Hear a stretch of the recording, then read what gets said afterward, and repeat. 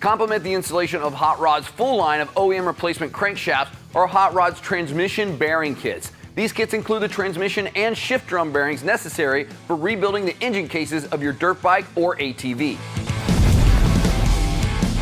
In most motorcycle and ATV transmissions, there are two shafts that are driven by the transmission gears. These shafts and the shift drum are held in the engine cases with bearings. When doing any engine repair or when building an engine with new cases, it's advisable to replace these transmission bearings. Hot Rod's transmission bearing kits are a must-have for any new transmission or engine case installation or repair.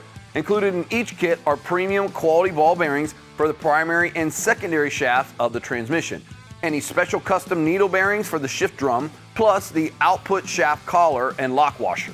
Get your transmission turning flawlessly again with our transmission bearing kit. Like other Hot Rods products, these transmission bearings are held to the highest quality standards. Many of the bearings in these kits are custom sized or have custom grooves to perfectly fit the engine cases and match the original bearings. Customers have come to recognize that there is no substitute for the quality of Hot Rods products, and these transmission bearing kits won't let you down.